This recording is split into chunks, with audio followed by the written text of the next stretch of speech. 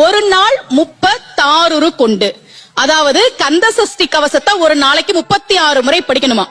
படிச்சா 7 மணி நேரம் ஆகும். நான் படிச்சிருக்கேன்.